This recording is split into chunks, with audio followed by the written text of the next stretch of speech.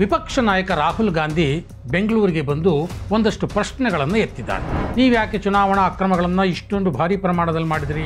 BJP ಜೊತೆ ಯಾಕೆ ಸೇರ್ಕೊಂಡು ಈ ರೀತಿ ನಮಗೆ ಅನ್ಯಾಯ ಮಾಡ್ತಿದ್ದೀರಿ? ಮತದಾರರ ಪಟ್ಟಿ ಹೇಗೆ ಸಿದ್ಧ ಆಗುತ್ತೆ? ಮತದಾರರ ಪಟ್ಟಿ ಹೇಗೆ ಪರಿಷ್ಕರಣೆ ಆಗುತ್ತೆ? ಏನಿದು ಫಾರಂ ನಂಬರ್ 6?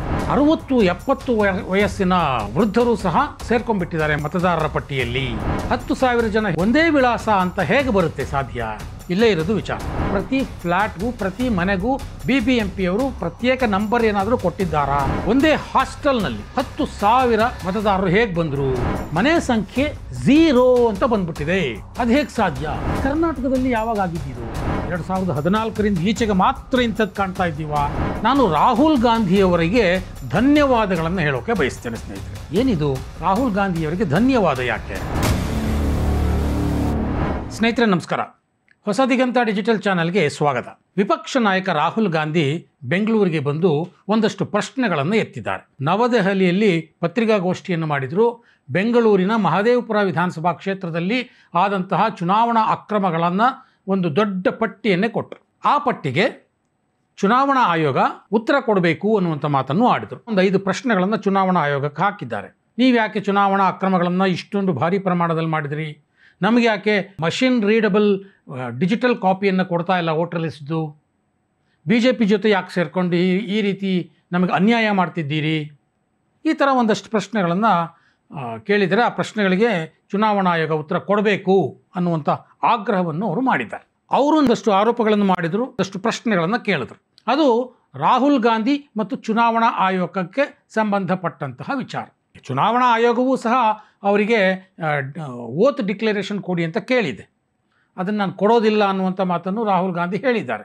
ನೀವೇ ನನ್ನ ಪತ್ರಿಕಾಗೋಷ್ಠಿಗೆ ಉತ್ತರದ ರೂಪದಲ್ಲಿ ಇವೆಲ್ಲವನ್ನು ಸ್ಪಷ್ಟೀಕರಣ ಕೊಡಬೇಕು ಅನ್ನುವಂಥ ಒಂದು ಪ್ರತಿಕ್ರಿಯೆ ರಾಹುಲ್ ಗಾಂಧಿಯವರು.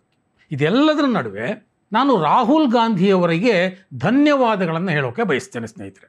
Thank you mister Rahul Gandhi. ಏನಿದು ರಾಹುಲ್ ಗಾಂಧಿಯವರಿಗೆ ಧನ್ಯವಾದ ಯಾಕೆ ಅಂತಂದರೆ, ನಾನು ಈಗ ನಿಮ್ಮ ಮುಂದೆ ಇಡುವಂತಹ ಕೆಲವು ವಿಚಾರಗಳು ಹಾಗಿವೆ ಸ್ನೇಹಿತರೆ. ಹೌದು, ರಾಹುಲ್ ಗಾಂಧಿ ಮಾಡಿದ್ದು ಸರಿ ಅಂತ ನೀವೇ ತಲೆದೂಗ್ತೀರಿ. ಯಾಕೆ ಅನ್ನೋದನ್ನು ನಾನು ನಿಮಗೆ ಒಂದೊಂದಾಗಿ ಹೇಳ್ತಾ ಹೋಗ್ತೇನೆ. ರಾಹುಲ್ ಗಾಂಧಿ ಪ್ರಮುಖವಾಗಿ ಚುನಾವಣಾ ಆಯೋಗದ ಮೇಲೆ ಅಕ್ರಮದ ಆರೋಪಗಳನ್ನು ಮಾಡಿದ್ದು ಒಂದು 5-6 ವಿಚಾರಗಳ ಬಗ್ಗೆ. ಏನೇನು? ಒಂದು 11,965 ಜನ ನಕಲಿ ಮತದಾರರು ಮತದಾರರ ಪಟ್ಟಿಯಲ್ಲಿ ಸೇರ್ಕೊಂಡು ಬಿಟ್ಟಿದ್ದಾರೆ. ನಕಲಿ ವಿಳಾಸ ಇಟ್ಕೊಂಡಿರೋರು 40,000 ಜನ ಇದ್ದಾರೆ. ಒಂದೇ ವಿಳಾಸದಲ್ಲಿ 100 ಮಂದಿ ಇರುವಂಥ ಉದಾಹರಣೆಗಳಿದ್ದಾವೆ. ಗುರುತು ಹಿಡಿಯಲು ಸಾಧ್ಯವೇ ಆಗದಂಥ ಫೋಟೋಗಳು ಮತದಾರರ ಪಟ್ಟಿಯಲ್ಲಿದೆ. ಮತ್ತು ಫಾರಂ ನಂಬರ್ 6ನಲ್ಲಿ ಫಸ್ಟ್ ಟೈಮ್ ವೋಟರ್ಸ್ ಕಲಂನಲ್ಲಿ 60-70 ವಯಸ್ಸಿನ ಮತದಾರರು ಸೇರ್ಪಡೆಯಾಗಿದ್ದಾರೆ. ಇದರ ಸಂಖ್ಯೆ ಸುಮಾರು 33,000ದಷ್ಟಿದೆ. ಸೊ ಬೆಂಗಳೂರು ಕೇಂದ್ರ ಲೋಕಸಭಾ ಕ್ಷೇತ್ರದಲ್ಲಿ 32,000 ಮತದಿಂದ ಕಾಂಗ್ರೆಸ್ ಅಭ್ಯರ್ಥಿ ಸೋತಿದ್ದಾರೆ. ಇದೆಲ್ಲವೂ ಸರಿಯಾಗಿದ್ದಿದ್ರೆ ನಾವು ಗೆಲ್ತಾ ಇದ್ವಿ ಕಾಂಗ್ರೆಸ್ಸು ಅನ್ನುವಂಥ ಮಾತನ್ನು ಅವ್ರು ಹೇಳ್ತಾರೆ. ಅವರು ಏನೇನು ಆರೋಪಗಳನ್ನು ಮಾಡಿದ್ದಾರೆ ಅವುಗಳು ಚೆನ್ನಾಗಿ ಅರ್ಥ ಆಗಬೇಕು ಅಂತಂದರೆ, ಮತದಾರರ ಪಟ್ಟಿ ಹೇಗೆ ಸಿದ್ಧ ಆಗುತ್ತೆ? ಮತದಾರರ ಪಟ್ಟಿ ಹೇಗೆ ಪರಿಷ್ಕರಣೆ ಆಗುತ್ತೆ? ಮತದಾರರ ಪಟ್ಟಿಯಲ್ಲಿಯ ನ್ಯೂನತೆಗಳನ್ನು ಹೇಗೆ ಗುರುತಿಸಲಾಗುತ್ತೆ? ಇದೆಲ್ಲವನ್ನು ನಾವು ಸ್ವಲ್ಪ ಅರ್ಥ ಮಾಡ್ಕೊಳ್ಬೇಕಾಗತ್ತೆ. ಹಾಗಾಗಿ ನಾನು ಒಂದೊಂದಾಗಿ ನಿಮ್ಮ ಮುಂದೆ ಇಡ್ತಾ ಹೋಗ್ತೇನೆ. ಅವ್ರು ಹೇಳಿದ್ದು ಫಾರಂ ನಂಬರ್ 6 ಯಾವುದು? ಫಸ್ಟ್ ಟೈಮ್ ವೋಟರ್ಸ್, ಯಾರು ಮತದಾರರ ಮತಪಟ್ಟಿಗೆ ಸೇರ್ಪಡೆ ಆಗೋದಕ್ಕೆ ಯೂಸ್ ಮಾಡ್ತಾರಲ್ಲ, ಫಾರಂ ನಂಬರ್ 6, ಮೊದಲ ಬಾರಿಗೆ ವೋಟ್ ಮಾಡುವಂಥವರು. ಆ ಪಟ್ಟಿಯಲ್ಲಿ 60-70 ವಯಸ್ಸಿನ ವೃದ್ಧರು ಸಹ ಸೇರ್ಕೊಂಡ್ಬಿಟ್ಟಿದ್ದಾರೆ ಮತದಾರರ ಪಟ್ಟಿಯಲ್ಲಿ ಅನ್ನುವಂಥದ್ದು. ಏನಿದು ಫಾರಂ ನಂಬರ್ 6? ನಾನು ನಿಮ್ಗೆ ಹೇಳ್ತೇನೆ. ಫಾರಂ ನಂಬರ್ 6 ಅಂತಂದರೆ ಅದು ವೋಟರ್ ಲಿಸ್ಟಿನ ಇನ್ಕ್ಲೂಷನ್ ಅಂತ ಕರೀತಾರೆ. ಅಂದರೆ ಸೇರ್ಪಡೆ. ಮತದಾರರ ಪಟ್ಟಿಗೆ ಯಾವುದೇ ಹೆಸರು ಸೇರ್ಪಡೆ ಆಗಬೇಕು ಅಂತಂದರೆ ಫಾರಂ ನಂಬರ್ 6 ಕೊಡ್ತಾರೆ. ಅದರಲ್ಲಿ ನಾವು ಫಿಲಪ್ ಮಾಡಬೇಕು. ಅದಾದ ನಂತರದಲ್ಲಿ ಅದನ್ನು ಸಬ್ಮಿಟ್ ಮಾಡಬೇಕು. ಆಗ ಮತದಾರರ ಪಟ್ಟಿಯಲ್ಲಿ ನಮ್ಮ ಹೆಸರು ಸೇರ್ಪಡೆ ಆಗುತ್ತೆ. ಆಯಿತಾ? ಫಾರಂ ನಂಬರ್ 7 ಅಂತ ಇದೆ ಇನ್ನೊಂದು. ಅದೇನು ಅಂತಂದರೆ ಡಿಲೀಷನ್ಗೆ, ಅಂದರೆ ನಾವು ಇಲ್ಲಿಂದ ಬೇರೆ ಕಡೆಗೆ ಟ್ರಾನ್ಸ್ಫರ್ ಆಗ್ತಾಯಿದ್ದೀವಿ, ಹಾಗಾಗಿ ಈ ಮತದಾರರ ಪಟ್ಟಿಯಿಂದ ನಮ್ಮ ಹೆಸರನ್ನು ಕೈಬಿಡಿ. ಅಥವಾ ಯಾರೋ ಸತ್ತೋಗಿದ್ದಾರೆ, ಅವರ ಹೆಸರನ್ನು ಕೈಬಿಡಿ. ಇನ್ಯಾರೋ ವಲಸೆ ಹೋಗಿದ್ದಾರೆ, ಅವರು ಈ ಭಾಗದಲ್ಲಿ ಇಲ್ಲ, ಹಾಗಾಗಿ ಆ ಮತದಾರ ಹೆಸರನ್ನು ಕೈಬಿಡಿ. ಈ ರೀತಿಯ ವಿಚಾರಗಳಿದ್ದಾಗ ಫಾರಮ್ ನಂಬರ್ 7 ಬಳಸ್ತಾರೆ. ಇನ್ನು ಫಾರಮ್ ನಂಬರ್ 8 ಅದು ಯಾವಾಗ ಬಳಕೆ ಆಗುತ್ತೆ ಅಂತಂದರೆ ತಿದ್ದುಪಡಿಗಳಿಗೆ. ಏನು ಮತದಾರರ ಪಟ್ಟಿಯಲ್ಲಿ ನಮ್ಮ ಹೆಸರು ತಪ್ಪಾಗಿ ಬಂದ್ಬಿಟ್ಟಿದೆ, ಇನಿಷಿಯಲ್ಸ್ ತಪ್ಪಾಗಿ ಬಂದ್ಬಿಟ್ಟಿದೆ, ಏಜ್ ತಪ್ಪಾಗಿ ಬಂದ್ಬಿಟ್ಟಿದೆ, ಅಡ್ರೆಸ್ಸೇ ಮಿಸ್ಟೇಕ್ ಆಗಿದೆ, ತಂದೆ ಹೆಸರು ತಪ್ಪಾಗಿ ಬಂದಿದೆ, ಈ ಥರದ್ದು ಏನಾದರೂ ನಮಗೆ ಕಂಡು ಬಂದಾಗ ನಾವು ಫಾರಮ್ ನಂಬರ್ 8 ಕೊಡ್ತೇವೆ. ಅದರಲ್ಲಿ ಫಿಲಪ್ ಮಾಡಿಬಿಟ್ಟು ಕೊಟ್ಟರೆ ಅಲ್ಲಿ ಆ ತಿದ್ದುಪಡಿಗೆ ಅವರು ಪರಿಶೀಲನೆ ಮಾಡಿ ಆ ತಿದ್ದುಪಡಿಯನ್ನು ಕೈಗೊಳ್ತಾರೆ. ಯಾರು? Election commissioner. ಇನ್ನೊಂದಿದೆ form number 8A. Form number 8A ಏನು ಅಂತಂದರೆ ಶಿಫ್ಟಿಂಗ್ ಆಫ್ ವೋಟರ್ಸ್. ಅಂದರೆ ಒಂದು ಬೂತ್ನಲ್ಲಿ ನಿಮ್ಮ ವಿಳಾಸ ಇರುತ್ತೆ, ನಿಮ್ಮ ವಿಳಾಸ ಬದಲಾವಣೆ ಆಗುತ್ತೆ, ಅದು ಇನ್ನೊಂದು ಬೂತ್ಗೆ ಹೋಗುತ್ತೆ. ಆಗ ಈ ಬೂತ್ನಿಂದ ಆ ಬೂತ್ಗೆ ನಿಮ್ಮ ಮತದಾರರ ಹೆಸರನ್ನು ಇಲ್ಲಿಂದ ಅಲ್ಲಿಗೆ ಟ್ರಾನ್ಸ್ಫರ್ ಮಾಡೋದು. ಅದು ಏನು? ನಿಮ್ಮ ಆ ಟ್ರಾನ್ಸ್ಫರ್ ಆದ ವಿಳಾಸ ಒಂದೇ ಅಸೆಂಬ್ಲಿ ಕ್ಷೇತ್ರದಲ್ಲಿರಬೇಕು. ಅರ್ಥ ಆಯ್ತಾ?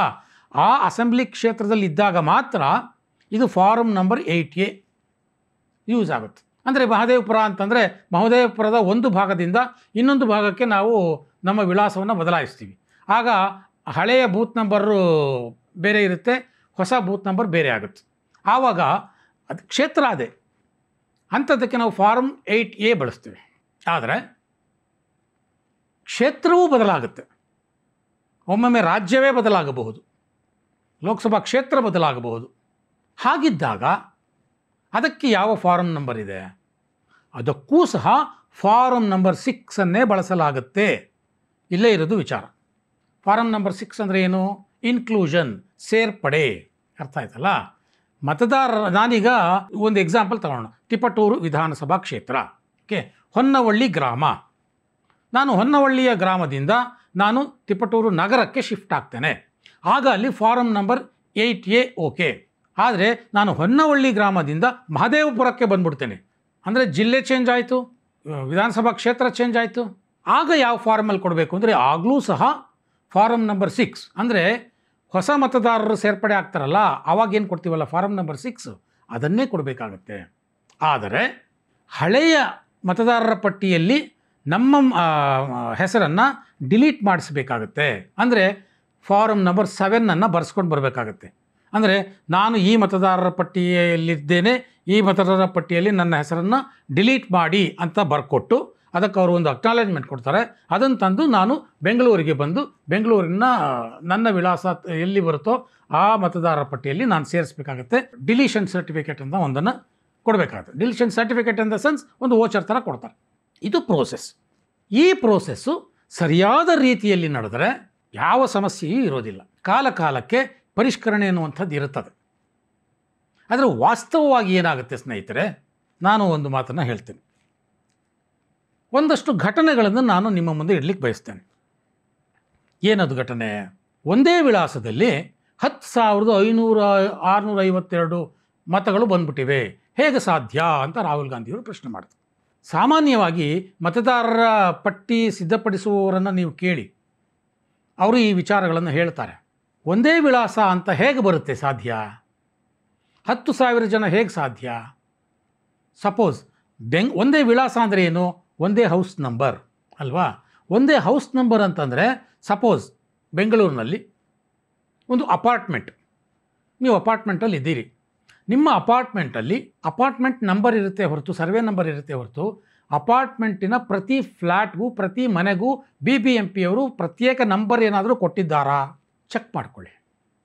ಬಹುತೇಕ ಅಪಾರ್ಟ್ಮೆಂಟ್ಗಳಲ್ಲಿ 99% ಅಪಾರ್ಟ್ಮೆಂಟ್ಗಳಲ್ಲಿ BBMPಯಿಂದ ಮನೆ ಸಂಖ್ಯೆಯನ್ನು ಕೊಟ್ಟಿರೋದಿಲ್ಲ. ಆಗ ಏನಾಗುತ್ತೆ? ಒಂದೇ ವಿಳಾಸ ಬರುತ್ತೆ. ಯಾವುದೋ ಒಂದು ಗ್ಯಾಲಕ್ಸಿ ಅಪಾರ್ಟ್ಮೆಂಟ್, ಅಲ್ಲಿ ಒಂದು 50 ಮನೆಗಳಿವೆ. 50 ಮನೆಗಳಲ್ಲಿ ಸರಾಸರಿ 4 ಜನ ಇದ್ದಾರೆ ಒಂದೊಂದು ಮನೆಯಲ್ಲಿ. ಅಲ್ಲಿಗೆ ಒಂದೇ ವಿಳಾಸದಲ್ಲಿ 200 ವೋಟರ್ಸ್ ಬಂದ್ಬಿಡ್ತಾರೆ. ಈ ರೀತಿಯ ಸಾಧ್ಯತೆಯೂ ಇದೆ. ಇನ್ನೂ ಒಂದೇ ಹಾಸ್ಟೆಲ್ನಲ್ಲಿ 10,000 ಮತದಾರರು ಹೇಗೆ ಬಂದರು ಅನ್ನುವಂಥ ಪ್ರಶ್ನೆಯನ್ನು ರಾಹುಲ್ ಗಾಂಧಿಯವರು ಎತ್ತಿದರು. ಸಾಧ್ಯತೆಗಳು ನಾನು ಹೇಳುವಂಥದ್ದು. ಯಾವಾಗಿನಿಂದ ಆ ಹಾಸ್ಟೆಲ್ನಲ್ಲಿ ಮತದಾರರ ಸೇರ್ಪಡೆ ಆಗೋದಕ್ಕೆ ಶುರುವಾಯಿತು ಅದನ್ನು ನೋಡಬೇಕಾಗತ್ತೆ. ಸಾಮಾನ್ಯವಾಗಿ 10, 15, 20 ವರ್ಷ ಆಗಿರುತ್ತೆ ಹಾಸ್ಟೆಲ್ ಶುರುವಾಗಿ. ಅಲ್ಲಿಗೆ ಬರ್ತಿರ್ತಾರೆ ಹೋಗ್ತಿರ್ತಾರೆ. ಬಂದಾಗ ಹುರುಪು, ಬೆಂಗಳೂರಿನಲ್ಲಿ ನಾನು ಒಂದು ವೋಟರ್ ಲಿಸ್ಟಲ್ಲಿ ಸೇರಿಸೋಣ ಅಂತ ಅವ್ರು ಸೇರಿಸ್ತಾರೆ. ಆಮೇಲೆ ಓದು ಮುಗಿಯುತ್ತೆ, ಅವ್ರು ಹೋಗ್ತಾರೆ, ಡಿಲೀಟ್ ಮಾಡಲಿಕ್ಕೆ ಹೋಗೋದೇ ಇಲ್ಲ. ಹಾಸ್ಟೆಲ್ನ ಅಡ್ಮಿನಿಸ್ಟ್ರೇಷನ್ನವರು ಅಷ್ಟೇ, ಅದ್ರ ಬಗ್ಗೆ ತಲೆನೂ ಕೆಡಿಸ್ಕೊಳ್ಳೋದಿಲ್ಲ. ಹೊಸೊಬ್ಬರು ಬಂದವ್ರದ್ದು ಆ್ಯಡ್ ಆಗ್ತಿರುತ್ತೆ ಹೊರತು ಹಳೊಬ್ಬರು ಡಿಲೀಟ್ ಆಗಿರೋದಿಲ್ಲ. 10,000 ಆಗುತ್ತೆ, ಇನ್ನೊಂದು 10 ವರ್ಷ ಹೋದರೆ 20,000 ಆಗುತ್ತೆ. ಈ ರೀತಿಯ ಸಾಧ್ಯತೆಗಳು ಇದ್ದಾವೆ. ಅದಕ್ಕಾಗಿಯೇ ಚುನಾವಣಾ ಆಯೋಗ ಓತ್ ಡಿಕ್ಲರೇಷನ್ ಕೊಡಿ ಅಂತ ಕೇಳ್ತಿರುವಂಥದ್ದು. ಈ ರೀತಿಯ ಸಾಧ್ಯತೆಯೂ ಇರ್ತದೆ, ಅಥವಾ ಜಿನೈನ್ ಆಗಿ ತಪ್ಪು ಆಗಿರಬಹುದು ಅಂತ ಕೇಳ್ತಿರೋದು ಇದೇ ಕಾರಣಕ್ಕೆ. ಆಯಿತಾ? ಇನ್ನು ಮನೆ ಸಂಖ್ಯೆ 0 ಅಂತ ಬಂದ್ಬಿಟ್ಟಿದೆ. ಅದು ಹೇಗೆ ಸಾಧ್ಯ? ಇಟ್ಸ್ ಫೇಕ್ ಅಂತ ರಾಹುಲ್ ಗಾಂಧಿಯವರ ಒಂದು ಆರೋಪ. ಈ ರೀತಿಯ ಸಾಧ್ಯತೆಗಳು ಯಾವಾಗ ಆಗುತ್ತೆ ಸ್ನೇಹಿತರೆ? ನಾನು ಆಗಲೇ ಹೇಳಿದಾಗೆ ಮನೆ ಸಂಖ್ಯೆಯನ್ನು ಕೊಡುವುದು ಚುನಾವಣಾ ಆಯೋಗ ಅಲ್ಲ. ಮನೆ ಸಂಖ್ಯೆಯನ್ನು ಕೊಡೋದು ಗ್ರಾಮ ಪಂಚಾಯಿತಿ, ಮುನ್ಸಿಪಾಲಿಟಿ, ನಗರಸಭೆ ಅಥವಾ ಬೆಂಗಳೂರಿನಲ್ಲಾದರೆ BBMP. ಎಷ್ಟೋ ಹೊಸ ಬಡಾವಣೆಗಳಿಗೆ ಮನೆ ಸಂಖ್ಯೆಯೇ ಕೊಟ್ಟಿಲ್ಲ. ಹೊಸ ಬಡಾವಣೆ ಬಿಡಿ, ಹಳೆಯ ಬಡಾವಣೆಯಲ್ಲೂ ಸಹ ಅನೇಕ ರಸ್ತೆಗಳಲ್ಲಿ ಮನೆ ಸಂಖ್ಯೆ ಸರಿಯಾಗಿ ಕೊಟ್ಟಿರೋದಿಲ್ಲ BBMP ಅವರು. ಸೊ ಹಾಗಿದ್ದಾಗ ಮತದಾರರ ಸೇರ್ಪಡೆ ಮಾಡ್ತಾರಲ್ಲ, ನಮ್ಮ ಹೆಸರನ್ನು ಸೇರಿಸಿ ಅಂತ, ಅವರು ಅರ್ಜಿಯಲ್ಲಿ ಏನು ಮಾಡ್ತಾರೆ, ಮನೆ ಸಂಖ್ಯೆಯನ್ನು ಹಾಕೋದೇ ಇಲ್ಲ, ಹಾಗೆ ಅಡ್ರೆಸ್ ಕೊಟ್ಟು ಕಳಿಸ್ಬಿಡ್ತಾರೆ, ಸಬ್ಮಿಟ್ ಮಾಡಿಬಿಡ್ತಾರೆ ಚುನಾವಣಾ ಆಯೋಗಕ್ಕೆ. ಈ ರೀತಿ ಸಾಕಷ್ಟು ನಡೆಯುತ್ತೆ. ಅಂಥ ಮನೆ ಸಂಖ್ಯೆ ಇಲ್ಲದ ಮತದಾರರ ವಿಳಾಸ ಮನೆ ಸಂಖ್ಯೆ 0 ಅಂತ ತೋರಿಸುತ್ತೆ. ಹಾಗಾಗಿ ರಾಹುಲ್ ಗಾಂಧಿಯವರು ಮನೆ ಸಂಖ್ಯೆ 0 ಇದು ಹೇಗೆ ಸಾಧ್ಯ ಅಂತ ಮಾತಾಡಿದ್ರು. ಸೊ ದಯವಿಟ್ಟು ರಾಹುಲ್ ಗಾಂಧಿಯವರೇ, ಯಾವುದ್ಯಾವುದು ನೀವು 0 ಅಂತ ತೋರಿಸಿದ್ರಲ್ಲ ಅದನ್ನು ಅಧಿಕೃತವಾಗಿ ಚುನಾವಣಾ ಆಯೋಗಕ್ಕೆ ಕೊಡಿ. ಇನ್ನು ನಕಲಿ ವಿಳಾಸ 11,965 ನಕಲಿ ಮತದಾರರು 2 ಕಡೆ 3 ಕಡೆ ಮತದಾರರ ಪಟ್ಟಿಯಲ್ಲಿ ಅವರ ಹೆಸರಿದೆ. ಹೌದು ಇದೆ. 2014ರಿಂದ ಈಚೆಗೆ ಮಾತ್ರ ಇಂಥದ್ದು ಕಾಣ್ತಾ ಇದ್ದೀವಾ? ನರೇಂದ್ರ ಮೋದಿ ಬಂದ ಮೇಲೆ ಮಾತ್ರ ಈ ಥರದ್ದು ಕಾಣ್ತಾ ಇದ್ದೀವಾ? ಭಾರತದಲ್ಲಿ ಚುನಾವಣಾ ವ್ಯವಸ್ಥೆ ಶುರುವಾದ ದಿನದಿಂದಲೂ ಇದೆ ಅಲ್ವಾ? ಯಾರೋ ವಲಸೆ ಬಂದಿರ್ತಾರೆ, ಟ್ರಾನ್ಸ್ಫರ್ ಆಗಿರ್ತಾರೆ, ಕೆಲವರು ಮದುವೆ ಆಗಿ ಬೇರೆ ಗಂಡನ ಮನೆಗೆ ಹೋಗಿರ್ತಾರೆ ಹೆಣ್ಮಕ್ಳು. ಆವಾಗ ಸಹಜವಾಗಿ ಇಲ್ಲಿಂದ ಅಲ್ಲಿಗೆ ಟ್ರಾನ್ಸ್ಫರ್ ಆಗಬೇಕಾಗಿರುತ್ತೆ, ಆದರೆ ಆಗಿರಲ್ಲ, ಇಲ್ಲ ಉಳ್ಕೊಳ್ತಾರೆ. ಆದರೆ ಅವ್ರ ಮನೆಯಲ್ಲಿ ಅವ್ರು ಇರೋದೇ ಇಲ್ಲ. ಆಗ ನಿಮ್ಮ ಮನೆಯಲ್ಲಿರೋರು 4 ಜನ, ಇಲ್ಲಿ ಇನ್ನು 4 ಜನ ಹೇಗೆ ಬಂದರು ಅಂತಂದರೆ ಅದು ಡಿಲೀಟ್ ಆಗಿರೋದಿಲ್ಲ, ಅವರು ಬೇರೆ ಎಲ್ಲೋ ಟ್ರಾನ್ಸ್ಫರ್ ಆಗಿರ್ತಾರೆ. ಈ ಮನೆಯವರು ಹಾಗೆ ಅವರ ಹೆಸರನ್ನು ಮತದಾರರ ಪಟ್ಟಿಯಲ್ಲಿ ಹಾಗೆ ಉಳಿಸ್ಕೊಂಡಿರ್ತಾರೆ. ನಮಗದು ನಕಲಿ ಮತದಾರರು ಅನ್ನುವಂಥ ರೀತಿಯಲ್ಲಿ ಕಾಣುತ್ತೆ ಅಲ್ವಾ? ಮತ್ತೊಂದು ರೀತಿಯ ಮತದಾರರ ಲೋಪಗಳು ನಡೀತವೆ. ಏನು? ಸಪೋಸ್ ನಾನು ರಾಜಾಜಿನಗರದಲ್ಲಿ ಮನೆಯಲ್ಲಿ ಇರ್ತೀನಿ, ವಿಳಾಸ ರಾಜಾಜಿನಗರದ ವಿಧಾನಸಭಾ ಕ್ಷೇತ್ರ. ನಾನು ಅಲ್ಲಿಂದ ಜಯನಗರಕ್ಕೆ ನನ್ನ ವಿಳಾಸವನ್ನು ಬದಲಾಯಿಸ್ತೀನಿ. ನಾನು ಜಯನಗರಕ್ಕೆ ವಾಸಕ್ಕೆ ಹೋಗ್ತೀನಿ. ಆದರೆ ನನಗೇನೋ ಆಸೆ, ರಾಜಾಜಿನಗರದಲ್ಲೇ ನಾನು ವೋಟ್ ಮಾಡಬೇಕು ಅಂತ. ಹಾಗಾಗಿ ವೋಟರ್ ಲಿಸ್ಟ್ನಲ್ಲಿ ನನ್ನ ಹೆಸರನ್ನು ಬದಲಾಯಿಸೋಕೆ ನಾನು ಹೋಗೋದೇ ಇಲ್ಲ. ಅದೇ ಹಳೆಯ ರಾಜಾಜಿನಗರದ ವಿಳಾಸದಲ್ಲೇ ನನ್ನ ವೋಟ್ ಇರುತ್ತದೆ. ಆದರೆ ನಾನು ಅಲ್ಲಿ ಮನೆ ಖಾಲಿ ಮಾಡ್ಕೊಂಡು ಹೋಗಿರ್ತೀನಿ. ಜಯನಗರದಲ್ಲಿ ನಾನು ಅಲ್ಲಿ ವೋಟ್ ಸೇರಿಸೇ ಇರೋಲ್ಲ, ನಾನು ರಾಜಾಜಿನಗರಕ್ಕೆ ಬಂದು ವೋಟ್ ಹಾಕ್ತಿರ್ತೀನಿ ಪ್ರತಿ ಸಲ. ಆದರೆ ನಾನು ಮನೆ ಖಾಲಿ ಮಾಡ್ಕೊಂಡು ಹೋದ್ನಲ್ಲ, ಆ ಮನೆಗೆ ಇನ್ನೊಬ್ರು ಯಾರೋ ಬಂದಿರ್ತಾರೆ, ಅವರು ಅಲ್ಲಿ ಆ ವಿಳಾಸವನ್ನು ಕೊಟ್ಟು ಹೊಸದಾಗಿ ವೋಟರ್ ಲಿಸ್ಟ್ನಲ್ಲಿ ತಮ್ಮ ಹೆಸರನ್ನು ಸೇರಿಸಿರ್ತಾರೆ. ಆಮೇಲೆ ಅವರು ಆ ಮನೆ ಬಿಟ್ಟು ಹೋಗ್ತಾರೆ. 1 ವರ್ಷ ಆದಮೇಲೆ ಅವರು ಅದನ್ನು ಹಾಗೆ ಬಿಡ್ತಾರೆ. ಆ ಮನೆಗೆ ಇನ್ನೊಬ್ಬರು ಬರ್ತಾರೆ, ಅವರು ಮತ್ತೆ ಅದೇ ಅಡ್ರೆಸ್ನಲ್ಲಿ ಸೇರಿಸ್ತಾರೆ. ಸೊ ಎಲೆಕ್ಷನ್ ದಿನ ನೀವು ಹೋದರೆ ಒಂದೇ ಅಡ್ರೆಸ್ನವರು ಅಲ್ಲಿ ನೀವು 20 ಜನ ಸಿಗ್ತಾರೆ, ಒಂದೇ ಮನೆಯವರು. ಆದರೆ ವಾಸವಾಗಿರೋರು ಮಾತ್ರ 3 ಜನ 4 ಜನ ಇರ್ತಾರೆ. ಸೊ ಇದೆಲ್ಲವೂ ಪ್ರತಿ ಕ್ಷೇತ್ರದಲ್ಲಿ, ಪ್ರತಿ ಊರಿನಲ್ಲಿ, ಪ್ರತಿ ಗ್ರಾಮದಲ್ಲಿ ನಾವು ನೋಡ್ಕೊಂಡು ಬಂದಿರುವಂಥ, ಕೇಳ್ಕೊಂಡು ಬಂದಿರುವಂತಹ ಉದಾಹರಣೆಗಳು, ಘಟನೆಗಳು. ಇನ್ನೊಂದು, ಒಂದೇ ವಿಳಾಸದಲ್ಲಿ ಸಿಂಗಲ್ ಬೆಡ್ ಮನೆ, ಓಕೆನಾ? ಸಿಂಗಲ್ ಬೆಡ್ ಮನೆಯಲ್ಲಿ 80 ಮತದಾರರಿದ್ದಾರೆ ಅಂತ ರಾಹುಲ್ ಗಾಂಧಿಯವರು ಆರೋಪಿಸ್ತಾರೆ. ಹೌದು, ಈ ಥರದ್ದು ಆಗುತ್ತೆ ಸ್ನೇಹಿತರೆ. ಯಾಕೆ ಅಂತ ನಾನು ಹೇಳ್ತೀನಿ ಕೇಳಿ. ಎಗೇನ್ ನಾನು ಹೇಳ್ತೀನಿ, ಇದ್ಯಾವುದೂ 2014ರಿಂದ ಇತ್ತೀಚೆಗೆ ಆದ ಹೊಸ ಒಂದು ಟ್ರೆಂಡ್ ಅಲ್ಲ. 1995-96ರಲ್ಲಿ ಯಾವಾಗ ಸ್ಪೆಷಲ್ ಇಂಟೆನ್ಸಿವ್ ರಿವಿಷನ್ ಆಯಿತೋ, ವಿಶೇಷ ಸಮಗ್ರ ಪರಿಷ್ಕರಣೆ, ಅದಾದ ನಂತರದಲ್ಲಿ ಆ ರೀತಿಯ SIR ಆಗೇ ಇಲ್ಲ. ಹಾಗಾಗಿ ಆಗಿನಿಂದಲೂ ಇದು ನಡ್ಕೊಂಡೇ ಬಂದಿದೆ. ಈಗೇನು 2014ರಲ್ಲಿ ದಿಢೀರಂತ ಕಾಣಿಸ್ಕೊಂಡ ಲೋಪಗಳಲ್ಲ ಇವು. ಇನ್ನೇನಾಗುತ್ತೆ ಗೊತ್ತಾ? ಹೊಸ ಹೊಸ ಏರಿಯಾಗಳನ್ನು ವಿಧಾನಸಭಾ ಕ್ಷೇತ್ರಕ್ಕೆ ಸೇರಿಸ್ತಾ ಇರ್ತಾರೆ ಆಗಾಗ. ಅಥವಾ ಅದೇ ವಿಧಾನಸಭಾ ಕ್ಷೇತ್ರಗಳಲ್ಲಿ ಹೊಸ ಹೊಸ ಬಡಾವಣೆಗಳು ಸೃಷ್ಟಿ ಆಗ್ತಾ ಇರ್ತವೆ. ಆ ಹೊಸ ಹೊಸ ಬಡಾವಣೆಗಳಲ್ಲಿ ರಸ್ತೆಗಳ ನಂಬರ್ಗಳೂ ಇರಲ್ಲ, ರಸ್ತೆಗಳ ಹೆಸರು ಇರಲ್ಲ. ಇನ್ನು ಮನೆ ನಂಬರ್ ಎಲ್ಲಿಂದ ಬಂತು? ಇನ್ನು ಕೆಲವು ಎಕ್ಸ್ಟೆನ್ಷನ್ಗಳಲ್ಲಿ, ಕೆಲವು ಬಡಾವಣೆಗಳಲ್ಲಿ ಇಲ್ಲೊಂದು ಮನೆ ಕಟ್ಟಿದರೆ ಇನ್ನೊಂದು 4 ಸೈಟ್ ಬಿಟ್ಟು ಇನ್ನೊಂದು ಮನೆಯನ್ನು ಕಟ್ಟಿರ್ತಾರೆ, ಒಂದು ರಸ್ತೆ ಬಿಟ್ಟು ಇನ್ನೊಂದು ಮನೆ ಕಟ್ಟಿರ್ತಾರೆ. ಆಗ ಆ ಸ್ಥಳೀಯ BBMPಯವರು ಅಥವಾ ಗ್ರಾಮ ಪಂಚಾಯಿತಿಯವರು ಅಥವಾ ನಗರಸಭೆಯವರು ಅಲ್ಲಿ ಮನೆ ಹೆಂಗೆ ಕಟ್ಟಿರ್ತಾರಲ್ಲ ಅವ್ರವ್ರಿಗೆ ನಂಬರ್ ಕೊಡ್ತಾ ಹೋಗ್ತಾರೆ. ಈ BLOಗಳು ಅಲ್ಲಿ ಮತದಾರರ ಪಟ್ಟಿ ಪರಿಷ್ಕರಣೆಗೆ ಹೋದಾಗ ಒಂದು ಮನೆಗೆ ನಂಬರ್ ಇರುತ್ತೆ, 3 ಸೈಟ್ ಖಾಲಿ ಇರುತ್ತೆ, ಇನ್ನೊಂದು ನಂಬರ್ಗೆ ಆ 4ನೇ ನಂಬರು ಇನ್ನೊಂದು ನಂಬರ್ ಇರುತ್ತೆ. ಆ ಖಾಲಿ ಸೈಟ್ಗೆ ಏನು ಮಾಡ್ತಾರೆ ಇವರು? ಹಾಗೆ ಬಿಟ್ಕೋತಾರೆ. ಮುಂದಿಗೆ ಇದು 5ನೇ ನಂಬರ್ ಮನೆ ಅಂತಂದರೆ ಇನ್ನು 3 ಸೈಟ್ಗಳು ಖಾಲಿ ಇರುತ್ತೆ, ಅದು ಹಾಗೆ ಬಿಡ್ತಾರೆ. 4ನೇದಕ್ಕೆ 5ನೇ ನಂಬರು ಮತ್ತು 6ನೇ ನಂಬರ್ ಅಂತ ಕೊಡ್ತಾರೆ. ಮಧ್ಯದಲ್ಲಿ ಇಲ್ಲವೇ ಇಲ್ಲ. ಆಯಿತಾ? ಅದಾದ ಮೇಲೆ ಆ ಖಾಲಿ ಸೈಟ್ಗಳಲ್ಲಿ ಮನೆಗಳಾದಾಗ ಮತದಾರರ ಪಟ್ಟಿಯಲ್ಲಿ ಸೇರಿಸ್ಬೇಕು ಅಂತ ಅವ್ರು ಹೋಗ್ತಾರಲ್ಲ, ಅವ್ರಿಗೆ ಮನೆ ನಂಬರೇ ಗೊತ್ತಿರೋದಿಲ್ಲ. ಒಂದು ಈ ಕಡೆ ನಂಬರ್ದನ್ನು ಸೇರಿಸಿ ಅದಕ್ಕೆ ಒಂದು ಸೇರಿಸ್ಕೊಟ್ಟಿರ್ತಾರೆ, ಇಲ್ಲ ಆ ಕಡೆ ನಂಬರ್ ಸೇರಿಸಿ ಅದನ್ನು ಒಂದು ಕಳೆದು ಕೊಟ್ಟಿರ್ತಾರೆ. ಅವ್ರು ಏನು ಕೊಡ್ತಾರೋ ಅದನ್ನು ಎಲೆಕ್ಷನ್ ಕಮಿಷನ್ ಅವ್ರು ಹಾಕ್ತಾರೆ. ಹಾಗಾಗಿ ಅಲ್ಲಿ ಒಂದೇ ನಂಬರ್ಗಳು ಇರುವಂಥ ಸಾಧ್ಯತೆ ಇದೆ, ಅಥವಾ ಅದು ನಕಲಿ ವಿಳಾಸ ಅಂತ ಅನ್ನಿಸ್ಕೊಳ್ಳುವಂಥ ಸಾಧ್ಯತೆ ಇದೆ. ಇವೆಲ್ಲವೂ ಪ್ರತಿ ವರ್ಷ ಇಷ್ಟು ದಶಕಗಳಿಂದ ನಡ್ಕೊಂಡ್ಬಂದಿರುವಂಥದ್ದು. ನಾನು ಪದೇ ಪದೇ ಹೇಳ್ತೀನಿ, 2014ರಿಂದ ಈಚೆಗೆ ಆದಂಥದ್ದಲ್ಲ, ಅಥವಾ ಮಹದೇವಪುರ ಕ್ಷೇತ್ರದಲ್ಲಿ ರಾಹುಲ್ ಗಾಂಧಿಯವರು ಹೇಳಿದಾಗೆ ಇದು 2024ರ ಚುನಾವಣೆಗಾಗಿ ಮಾತ್ರ ಆದಂಥದ್ದಲ್ಲ. ಗುಲ್ಬರ್ಗ ಕ್ಷೇತ್ರ ಕಾಂಗ್ರೆಸ್ ಗೆದ್ದಿದೆ, ಅಲ್ಲಿ ಹೋಗಿ ನೀವು ಇದೇ ಥರ ನೀವು ಪ್ರಯತ್ನ ಪಡಿ. ಮಹದೇವಪುರ ಕ್ಷೇತ್ರದಲ್ಲಿ ಕಾಂಗ್ರೆಸ್ನವ್ರು ಏನು ಮಾಡಿದ್ರು ಅದೇ ಥರ ಇಂಥದ್ದೇ ಲೋಪಗಳು ಅಲ್ಲೂ ಸಿಗ್ತವೆ. ಇನ್ನೊಂದಷ್ಟು ಉದಾಹರಣೆಗಳು ಕೊಡ್ತೇನೆ. ಕೆಲವು ಗ್ರಾಮಗಳಿವೆ. ಸಪೋಸ್ ತುಮಕೂರಿನ ಕಸಬಾ ಹೋಬಳಿಯ ಒಂದು ಗ್ರಾಮ, ಆ ಗ್ರಾಮದ ಸಾವಿರಾರು ಜನ ಬೆಂಗಳೂರಿನ ಲಗ್ಗೆರೆಯಲ್ಲಿ ವಾಸ ಮಾಡ್ತಾರೆ. ಅವರು ಆ ತುಮಕೂರಿನ ತಮ್ಮ ಹುಟ್ಟೂರಿನಲ್ಲೂ ಮತದಾರರ ಪಟ್ಟಿಯಲ್ಲಿ ಹೆಸರು ಉಳಿಸ್ಕೊಂಡಿರ್ತಾರೆ. ಇಲ್ಲಿ ಲಗ್ಗೆರೆಗೆ ಬಂದು ಇಲ್ಲೂ ಸಹ ಮತದಾರರ ಪಟ್ಟಿಯಲ್ಲಿ ಹೆಸರನ್ನು ಸೇರಿಸಿರ್ತಾರೆ. ಆಯಿತಾ? ಗ್ರಾಮ ಪಂಚಾಯಿತಿ ಎಲೆಕ್ಷನ್ ಬಂದಾಗ ಅಲ್ಲಿಗೆ ಹೋಗಿ ವೋಟ್ ಹಾಕ್ತಾರೆ. ಕಾರ್ಪೊರೇಷನ್ ಎಲೆಕ್ಷನ್ ಇದ್ದಾಗ ಇಲ್ಲಿ ಬಂದು ವೋಟ್ ಹಾಕ್ತಾರೆ. ಇಲ್ಲೇ ಇರ್ತಾರೆ, ಇಲ್ಲೇ ವೋಟ್ ಹಾಕ್ತಾರೆ. ಎರಡರಲ್ಲೂ ಉಳಿಸ್ಕೊಂಡಿರ್ತಾರೆ ಅವರು. ಇದು ಹೇಗೆ ಸಾಧ್ಯ ಅಂದರೆ ಸಾಧ್ಯ. ಇವೆಲ್ಲವೂ ಈಗ ನಾನು ಪದೇ ಪದೇ ಅದನ್ನು ಹೇಳ್ತೀನಿ, ಇವೆಲ್ಲವೂ ಈಗ 2025ಕ್ಕೋ 2019ಕ್ಕೆ ಆದ ಕಂಡು ಬರ್ತಾ ಇರುವಂಥ ಲೋಪಗಳಲ್ಲ. ಒಂದು ಲೋಕಸಭಾ ಕ್ಷೇತ್ರದಿಂದ ಇನ್ನೊಂದು ಲೋಕಸಭಾ ಕ್ಷೇತ್ರಕ್ಕೆ ಅಥವಾ ಇನ್ನೊಂದು ವಿಧಾನಸಭಾ ಕ್ಷೇತ್ರಕ್ಕೆ ವಿಳಾಸ ಬದಲಾವಣೆ ಆದಾಗ ಡಿಲೀಷನ್ ಸರ್ಟಿಫಿಕೇಟನ್ನು ಕೊಡಬೇಕಾಗ್ತದೆ. ಆದರೆ ಎಷ್ಟೋ ಸಲ ಸ್ಥಳೀಯ ರಾಜಕೀಯ ನಾಯಕರು, ಇರ್ರೆಸ್ಪೆಕ್ಟಿವ್ ಆಫ್ ಪಾರ್ಟೀಸ್, ಅವ್ರು ಮತ್ತೆ ಅಲ್ಲಿಗೆ ಹೋಗಿ ತರೋಕ್ಕಾಗುತ್ತೇನ್ರಿ?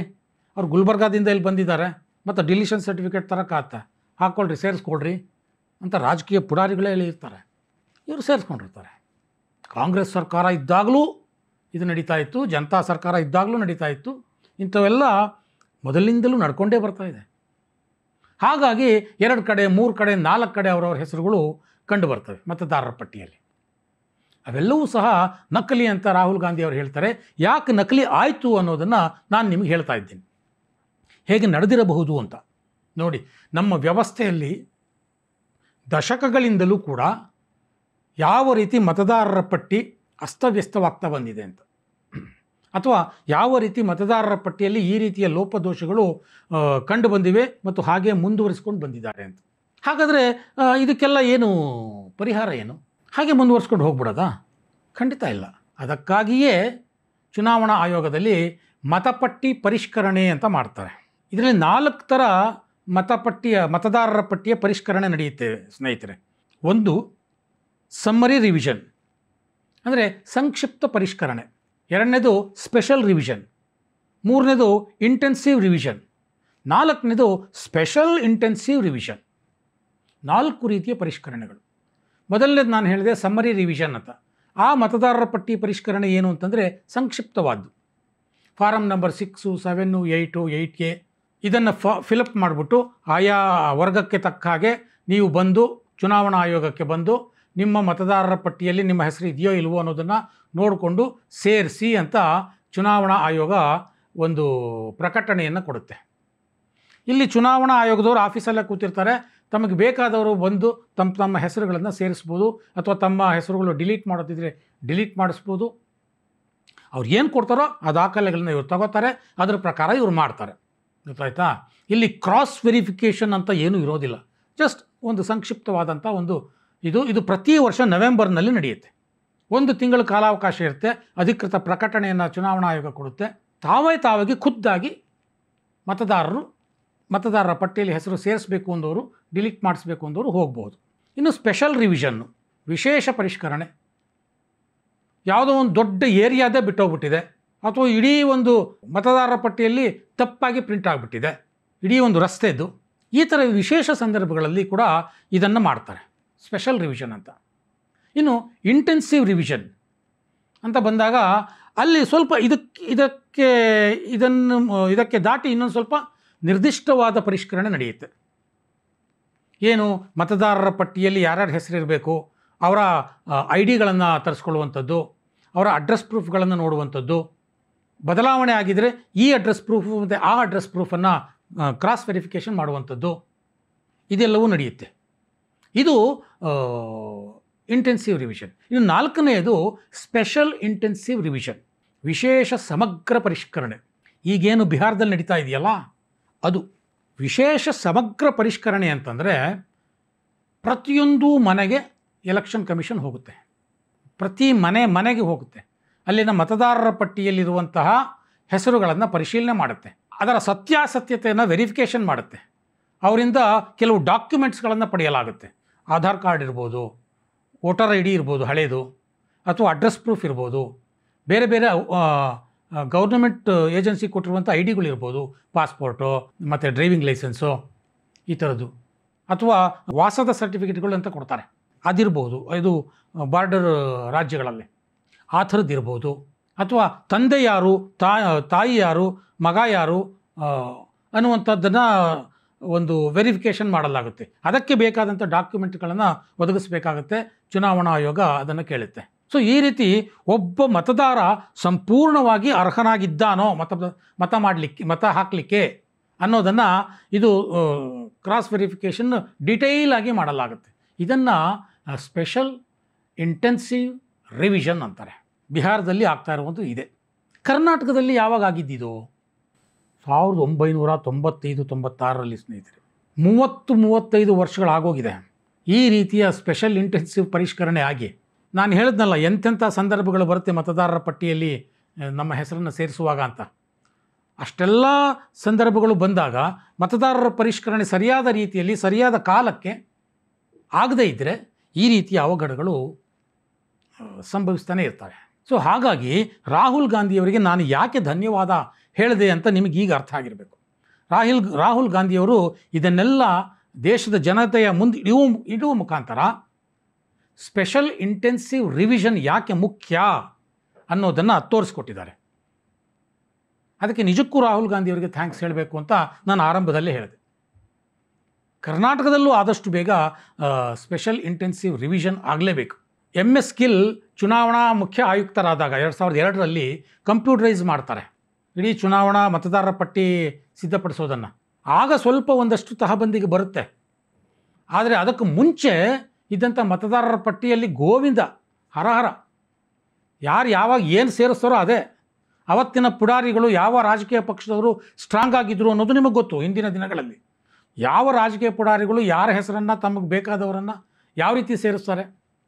ಒಬ್ಬೊಬ್ಬ MLA ಮನೆಯಲ್ಲಿ 100-150 ವೋಟ್ಗಳಿರೋದನ್ನು ನಾವು ನೋಡಿದ್ದೇವೆ. ಅಲ್ಲಿಗೆ ಗ್ರಾಮದಲ್ಲಿರುವಂಥವ್ರು ಎಲ್ಲರನ್ನೂ ಕರ್ಕೊಂಬಂದು ತಮ್ಮನೇ ವೋಟರ್ ಲಿಸ್ಟ್ನಲ್ಲಿ ಸೇರಿಸ್ಕೊಂಡಿರ್ತಾರೆ. ಇದೆಲ್ಲವೂ ನಡೆದಿದ್ದು ನಾವು ನೋಡಿಲ್ಲ ಅಲ್ವಾ, ನೋಡ್ಕೊಂಡೇ ಬಂದಿದ್ದೀವಲ್ವಾ. ಇದೇನು 2014ರಿಂದ ಈಚೆಗಾಯ್ತಾ? ಇದು ನಿರಂತರ ನಡ್ಕೊಂಡು ಬಂದಿರೋದು. ಹಾಗಾಗಿಯೇ ಸ್ಪೆಷಲ್ ಇಂಟೆನ್ಸಿವ್ ರಿವಿಷನ್ ಅನ್ನೋದು ಕಾಲಕ್ಕೆ ಆಗಲೇಬೇಕಾದಂಥ ಒಂದು ಪ್ರಕ್ರಿಯೆ. ಇದು ಆಗಲೇಬೇಕು ಅನ್ನೋದನ್ನು ರಾಹುಲ್ ಗಾಂಧಿಯವರು ಈ ಪತ್ರಿಕಾಗೋಷ್ಠಿಯ ಮುಖಾಂತರ ಪರೋಕ್ಷವಾಗಿ ಹೇಳಿದ್ದಾರೆ. ರಾಹುಲ್ ಗಾಂಧಿಯವರಿಗೆ ಇನ್ನೊಂದ್ಸಲಿ ಥ್ಯಾಂಕ್ಸ್ ಹೇಳಬೇಕು. ಇನ್ನೊಂದು ಮಾತಿದೆ ಸ್ನೇಹಿತರೆ, ಇನ್ನೊಂದು ಮಾತನ್ನು ನಾನು ಹೇಳಬೇಕಾಗುತ್ತೆ. ಈ ಮತದಾರರ ಪರಿಷ್ಕರಣೆ ಆಗುತ್ತಲ್ಲ, ಅದನ್ನು ಚುನಾವಣಾ ಆಯೋಗ ಪ್ರತಿ ಬಾರಿಯೂ ಎಲ್ಲ ರಾಜಕೀಯ ಪಕ್ಷಗಳಿಗೆ ಕೊಡ್ತಾರೆ. ನೋಡ್ಕೊಳ್ಳಿ, ಒಂದು ಸಲ ಏನಾದ್ರು ತಪ್ಪಿದರೆ ಹೇಳಿ, ನಾವು ತಿದ್ಕೋತೀವಿ. ಎಲ್ಲ ರಾಜಕೀಯ ಪಕ್ಷದಲ್ಲೂ ಬೂತ್ ಏಜೆಂಟ್ಸ್ ಇರ್ತಾರೆ. ಆಯಾ ರಾಜಕೀಯ ಪಕ್ಷಗಳು ತಮ್ಮ ಬೂತ್ ಏಜೆಂಟ್ಗಳಿಗೆ ಕೊಟ್ಟು, ನೋಡ್ರಪ್ಪ ನಿಮ್ಮ ಬೂತ್ನಲ್ಲಿ ಎಲ್ಲ ಕರೆಕ್ಟಾಗಿದೆಯಾ ಚೆಕ್ ಮಾಡ್ಕೊಳ್ಳಿ ಅಂತ ಹೇಳಬೇಕು ರಾಜಕೀಯ ಪಕ್ಷದವರು. ಸಾಮಾನ್ಯವಾಗಿ ಭಾಳ ಎಲ್ಲ ರಾಜಕೀಯ ಪಕ್ಷಗಳು ಹೇಳ್ತಾರೆ, ಇನ್ಕ್ಲೂಡಿಂಗ್ ಕಾಂಗ್ರೆಸ್. ಏನಾದರೂ ಲೋಪದೋಷಗಳಿದ್ದರೆ ಆಗಲೇ ಅವರು ಚುನಾವಣಾ ಆಯೋಗದ ಚುನಾವಣಾ ಅಧಿಕಾರಿಗಳ ಗಮನಕ್ಕೆ ತರ್ತಾರೆ. ಗಮನಕ್ಕೆ ತಂದು ಅದನ್ನು ಅಲ್ಲಲ್ಲಲ್ಲೇ ಸರಿಪಡಿಸ್ತಾರೆ, ಅದನ್ನು ಸಬ್ಮಿಟ್ ಮಾಡ್ತಾರೆ ಅಧಿಕೃತವಾಗಿ. ನೋಡಿ, ಇಂತಿಂಥ ರೋಡ್ನಲ್ಲಿ ಈ ಮನೆ ಸಂಖ್ಯೆನೇ ಬಿಟ್ಟೋಗ್ಬಿಟ್ಟಿದೆ, ಇಲ್ಲಿ ನೋಡಿ, ಇಲ್ಲಿ ನನಗೆ ಯಾಕೋ ಡೌಟ್ ಇದೆ, ಈ ಮನೆಯಲ್ಲಿ ಇರೋದೇ 5 ಜನ, ಇಲ್ಲಿ 50 ಜನ ಸೇರಿದ್ದಾರೆ ಅಂತ ಹೇಳುವಂಥ ಎಲ್ಲ ಅವಕಾಶಗಳು ರಾಜಕೀಯ ಪಕ್ಷಗಳಿವೆ. ಅದನ್ನು ಮಾಡಿಕೊಂಡೇ ಬಂದಿದ್ದಾರೆ. ಆದರೆ ರಾಹುಲ್ ಗಾಂಧಿಯವರು ಈಗ ದಿಢೀರನೇ ಏನೋ ಜ್ಞಾನೋದಯ ಆಯಿತು ಅನ್ನೋ ರೀತಿಯಲ್ಲಿ ಮಾತಾಡ್ತಿದ್ದಾರೆ. ಓಕೆ, ಮಾತಾಡಲಿ. ಅವರು ಹೇಳಿದ್ರಲ್ಲೂ ಸತ್ಯ ಇತ್ತು ಅಂತಂದರೆ ಅದು ತನಿಖೆ ಆಗಲೇಬೇಕು, ಅದರಲ್ಲಿ ನಾನೇನು ಇಲ್ಲ ಅಂತ ಹೇಳ್ತಾ ಇಲ್ಲ. ಸೊ ಪರಿಸ್ಥಿತಿ ಹೀಗಿರುವಾಗ ಸಾಮಾನ್ಯ ನಾಗರಿಕರಿಗೂ ಒಂದು ಜವಾಬ್ದಾರಿ ಇದೆ. ರೆಪ್ರೆಸೆಂಟೇಷನ್ ಆಫ್ ಪೀಪಲ್ಸ್ ಆ್ಯಕ್ಟ್ನಲ್ಲಿ ಸಾಮಾನ್ಯ ನಾಗರಿಕರು ಸಹ 6 ತಿಂಗಳಿಗೊಮ್ಮೆ ಚುನಾವಣಾ ಆಯೋಗಕ್ಕೆ ಹೋಗಿ ತಮ್ಮ ಮತದಾರರ ಪಟ್ಟಿಯನ್ನು ಒಮ್ಮೆ ಪರಿಶೀಲಿಸಬೇಕು ಅನ್ನುವಂಥ ಒಂದು ಮಾರ್ಗಸೂಚಿ ಇದೆ. ನಮ್ಮಲ್ಲಿ ಎಷ್ಟು ಜನ ಅದನ್ನು ಮಾಡ್ತಾ ಇದ್ದೀವಿ ಅನ್ನೋದು ನಾವೇ ಕೇಳ್ಕೋಬೇಕು. ಸೊ ಇಷ್ಟೊಂದು ಮುನ್ನೆಚ್ಚರಿಕೆ ಕ್ರಮಗಳನ್ನು ಚುನಾವಣಾ ಆಯೋಗ ತಗೊಳ್ತಾ ಇದೆ. ಇಷ್ಟೆಲ್ಲ ಆದರೂ ಕೂಡ ಈ ರೀತಿಯ ಲೋಪಗಳು ಕಂಡು ಬರ್ತಾನೇ ಇವೆ. ಹಾಗಾಗಿಯೇ ಕಾಲಕ್ಕೆ ಸ್ಪೆಷಲ್ ಇಂಟೆನ್ಸಿವ್ ರಿವಿಷನ್ ಆಗಲೇಬೇಕು ಅಂತ ಈ ಬಾರಿ ಚುನಾವಣಾ ಆಯೋಗ ಪಟ್ಟು ಹಿಡಿದು ಬಿಹಾರದಿಂದ ಅದನ್ನು ಶುರು ಮಾಡಿದೆ. ಮುಂದಿನ ದಿನಗಳಲ್ಲಿ ಪಶ್ಚಿಮ ಬಂಗಾಳದಲ್ಲಾಗುತ್ತೆ, ಅದಾದ ನಂತರ ಕೇರಳದಲ್ಲಾಗುತ್ತೆ, ತಮಿಳುನಾಡಿನಲ್ಲಾಗುತ್ತೆ, ಕರ್ನಾಟಕದಲ್ಲೂ ಆಗುತ್ತೆ. ಮತ್ತೊಮ್ಮೆ ನಾನು ಈ ವಿಚಾರದ ಬಗ್ಗೆ ಬೆಳಕು ಚೆಲ್ಲಿದ್ದಕ್ಕೆ ರಾಹುಲ್ ಗಾಂಧಿಯವರಿಗೆ ಧನ್ಯವಾದಗಳನ್ನು ಹೇಳ್ತಾ ಈ ವಿಡಿಯೋವನ್ನು ಮುಗಿಸ್ತಾ ಇದ್ದೀನಿ. ನಮಸ್ಕಾರ.